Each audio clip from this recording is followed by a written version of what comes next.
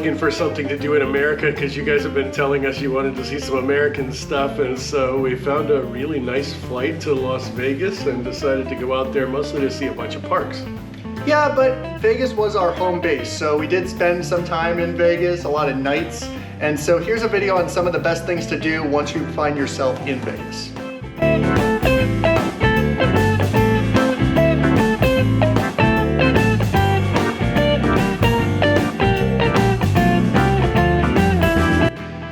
Hi guys, I'm Turtle. And I'm Bear, and we are the Gallup Anthropologists. We're a father-son team of traveling anthropologists, and we're gonna be going around the world, traveling to over 100 countries in the next few years. While we're doing that, we're gonna promote cultural heritage and ecotourism and a little bit of food culture. So please like and subscribe and stick with us because we got a really nice destination for you today.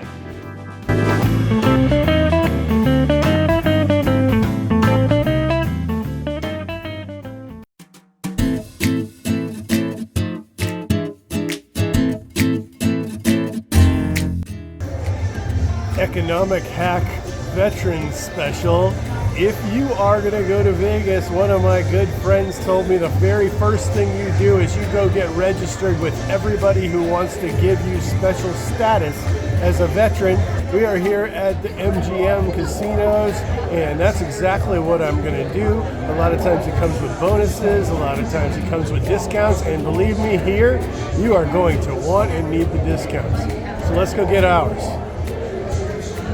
I used to live in Atlantic City and I hardly ever gambled. And so we decided to get the gambling out of the way early and go pull on a couple of slots. This is gonna be my first time ever using a slot machine, so wish me luck.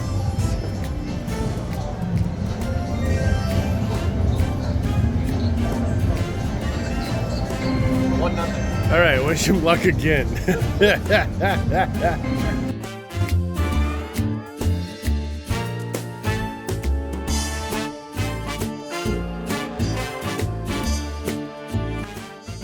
All right, one more shot.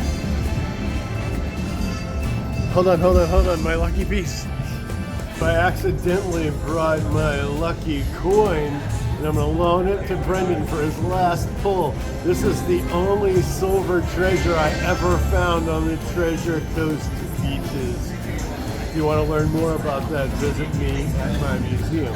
But here, Brendon, rub my coin for good luck.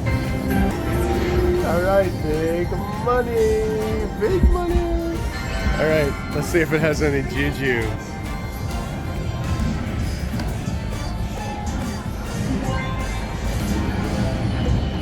Oh, he won 20 cents. Yes, he bet $1, he won 20 cents.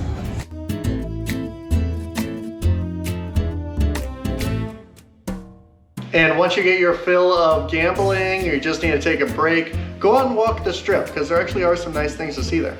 Yeah, there's all sorts of really interesting people, but I think what really steals the show is all the landmarks that they seem to have tried to emulate here, and some of them are pretty well done. The Colosseum, Brendon. Look, the Colosseum. We didn't even need to go to Rome. If you say that you don't need to go to Italy or Rome or any of these other countries because you saw the model at Las Vegas, it's about the same as saying you don't need to go to any of the places that you saw at Epcot. So I actually had a friend of mine who doesn't like to fly tell me one time, hey, I've been to Caesars in Las Vegas and I don't need to go to Rome and I don't need to go to Europe. And that is a bunch of hogwash. Shame on you!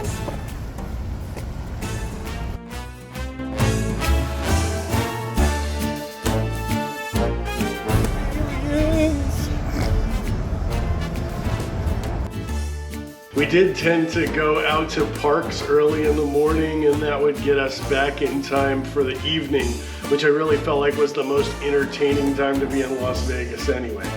Yeah, the evening's really nice. It allowed us to see a lot of the city as well. And I think one of my favorites was the Venetian. I liked how much effort they put into everything, not only their building and their bridges, but they even had singing gondoliers.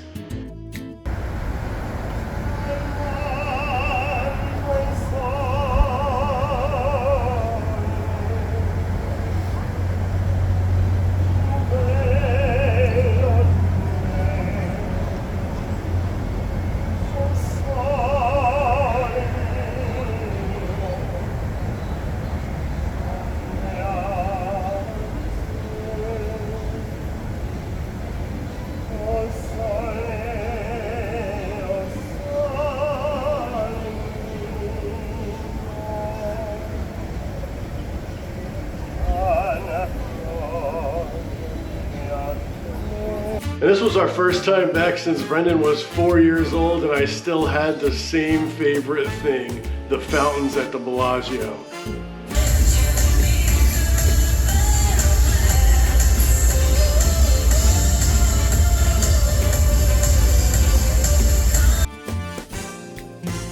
And just like everything else in Las Vegas, the real magic starts to happen when the sun goes down.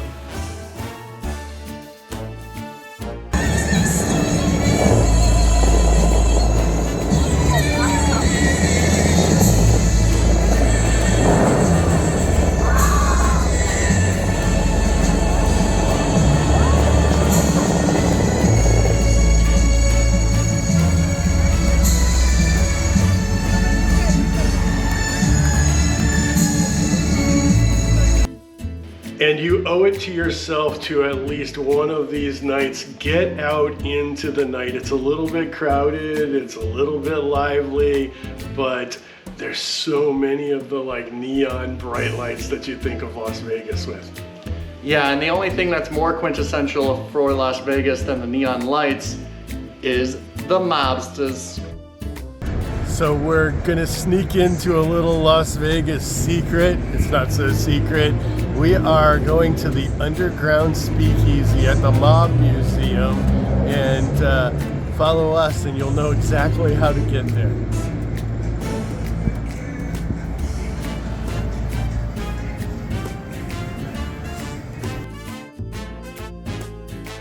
And there's actually a password that you have to find online on their website, and there's a password for each day. They'll ask you what the password is. He might give you a little bit of a hard time, but eventually when you get in, it's really cool because it's not only a speakeasy, it's also a distillery, so you can see all of those machines, and then they have a bunch of mobster memorabilia all over the walls. So it's a really fun time.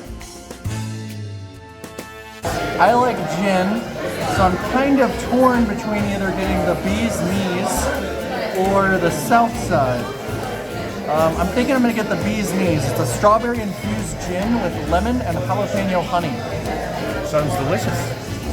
The apple doesn't fall far from the tree with the gin thing, but I'm gonna start with something called Moonshine Mayhem, which has their home distilled moonshine with pineapple tea and cardamom. So that sounds awesome.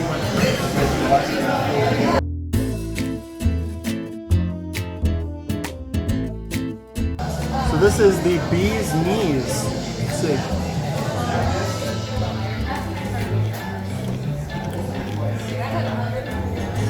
It's pretty good. It's got a good balance of sweetness with a little bit of spice. Like you get that jalapeno flavor without the overwhelming spice of it. And so it's really well balanced. And the strawberry makes it really fresh. So it's pretty good.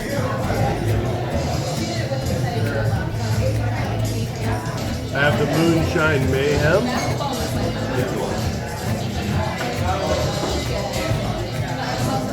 Delicious. The cardamom is really interesting in it. And it comes with like a little dehydrated pineapple, which makes it even better. And looks beautiful like a sun. Sunny. Cheers.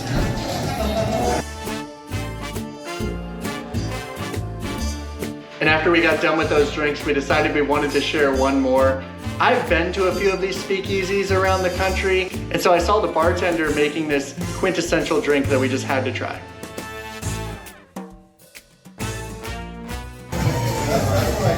That's what it is. Awesome. So of course we had to get a bathtub fizzle, which is a version of the bathtub gin, and a lot of these speakeasy places have them. And it's a really cool story because during the time of Prohibition, they obviously couldn't sell alcohol, so they would take it and put it in their bathtubs and water it down, and then they could sell it and get away with it. So it's a cool history. They come in this little bathtub here, which is really cool. And I don't know if you guys can see that, but it's frothy because they actually use lactose. And I think this one has gin and honey and lemon in it. It's pretty good.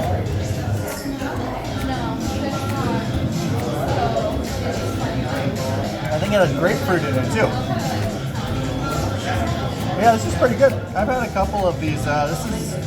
Might be my favorite actually. And the thing I like the most is that this is a non-profit. All of the profits from this speakeasy go back into the Mob Museum. And if you guys have been following me for any amount of time, you know that I love museums and run a museum. So get your bathtub gin at the underground speakeasy at the Mob Museum, and you'll be doing a little bit of good and hopefully getting a little bit of a buzz on. It's chill, Daddy-o. And after you've had a little bit of your legal, illegal, non-profit drinks, you can stumble out the back. You can't leave through the entrance because they have to keep that a secret. The cool thing about the exit is it's actually part of the Mob Museum, so even though the museum itself was closed, we got to see some of it, and Dad got a chance to act like a goofball, as always.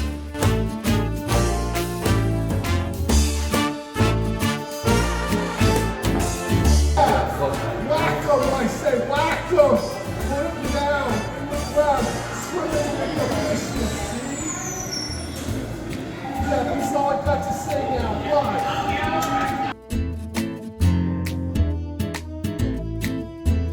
Even if you don't want to rent a car and go driving off to some of the parks that we're going to share with you next week, there is something that you could do relatively quickly.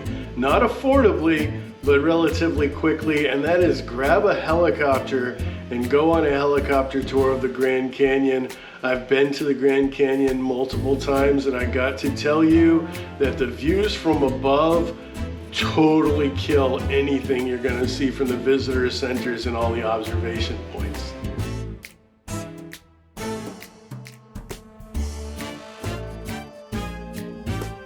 Another can't miss spot in Las Vegas is Fremont Street. Yeah, this is probably my favorite place for nightlife because the lights are crazy and the people are crazy, but I can tell you there's these little circles on the pavement. If you get too close to the circles on the pavement, you might have some unsolicited whipping and pinching. So if you're not into those type of things, give them a wide berth.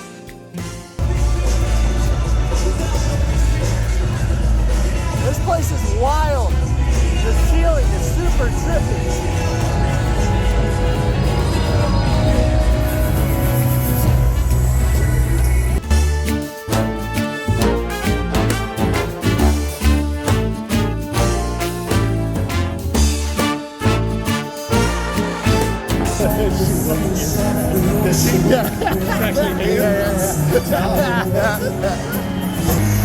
You have to be careful of the performers because the ones with the whips like to whip people in the ass. Just ask my last cheek. That's great, huh, Brad? That was pretty funny.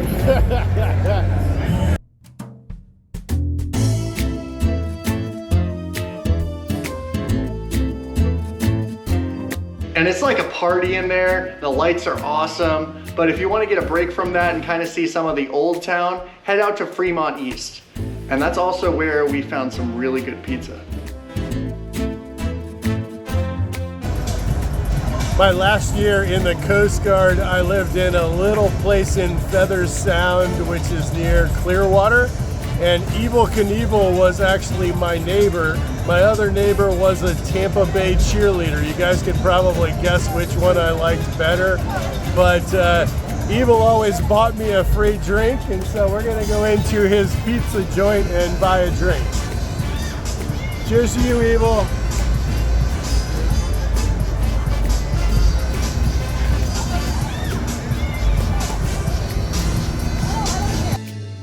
And this place is all decked out with all these pictures of Evel Knievel and all these paintings and all this really kind of big in-your-face type of decor. Makes a whole lot of sense when you find out that Robbie Knievel is actually a part owner of it. Yeah, they did a really good job organizing that place. And I really liked all the pizzas. You know, they had a bunch of different kinds of pizzas and they all had like these funny names. Some of them had to actually do with like stunt jumps and stuff. So I thought that was really cool and delicious. We're sitting here at Evel Pizza, E-V-E-L, after Evel Knievel. Small anecdote, he was my neighbor in Clearwater, and he would invite me over whenever he wanted to vent about how he had broken like every one of his bones. But he was a really nice guy, and we miss you, Evel. Cheers, brother. They named a pale ale after you, and since you tended to drink pale beers, I think that's fitting. We tried to find restaurants that were on a budget, so when we looked on TripAdvisor and saw that there was this place with a funny name that was a $1 sign, figured we had to give it a try. So when you're in a place like Las Vegas, one of the best economic tips I have for you is that inexpensive is relative. It is not inexpensive here hardly anywhere, but we did our old trusty go to TripAdvisor and find the thing with the highest rating near us that has $1 sign, and that is Egg Slut. Yeah. And so there seems to be a hell of a line, and we'll find out if it's worth it. So this is their signature. It's called the Slut. And it's got some like pureed potato and gravy with an egg in it. And then it comes with baguette with some nice oil and vinegar. Very interesting. Not exactly sure how to eat it. Just Come on, Brendon, tell us how that slut tastes.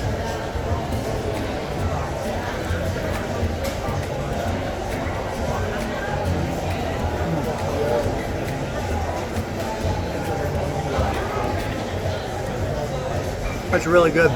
It's like liquid mashed potatoes, kind of. But it's got chives in it and good balance of salt and pepper. And I don't know if you guys can see this, but it's got it's an orange egg yolk, so it's kind of artistic.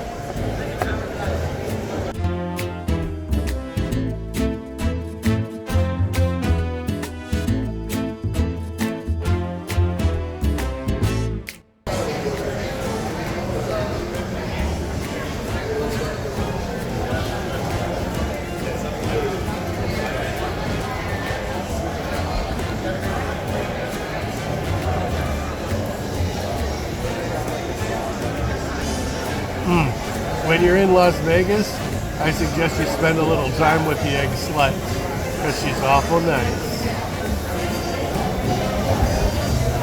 Make sure you guys notice they have a little recycling thing for the sluts. You know, you definitely want to make sure they can be reused again and again and again. Nice. And another way to semi-budget here is to get like 2 meals worth of food for one price. And so we went over to Excalibur. I tried to pull the sword out of the stone, but it didn't work. So since I wasn't the king, we did end up having to pay. When you're in Las Vegas, one thing you have to do is eat at a buffet. Not only because it's quintessential, but also because it's one of the better deals, because everything is expensive. So if you can get 2 meals at a price of like $30, it's a better deal than going to pretty much anywhere else. And there's even casinos in the airport in case you have any money left. We bet $100 on the Dolphins making the Super Bowl. Wish us luck, but all of our other bets at Las Vegas the whole time were literally with house money that they gave us because we're military.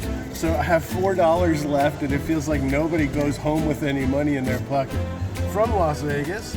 So we're gonna play Wheel of Fortune. I don't know, I guess you can do more than one at a time, so I'm making this take too long. All right, and we are gonna bet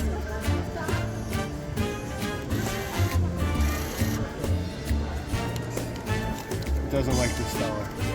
Yeah, this for new.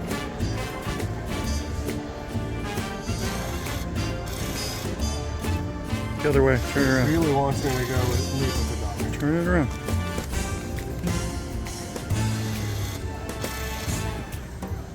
Okay, I guess I'm leaving with $1 because it doesn't like this dollar. We're gonna go 3 lines. Let's see what we got. Nothing. Devastating. Okay, I think we have 2 more spins.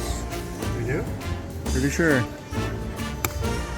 No, I bet all 3. Oh, you bet all 3 on 1 spin. Yep, all right, we're gonna try one more. We're gonna try this one more time. Magic dollar. Is somebody give me a kiss for luck? Let's see if it'll actually take the dollar this time.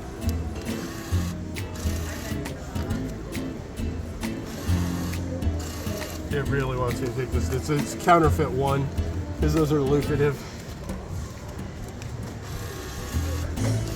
Ah, I guess I lose.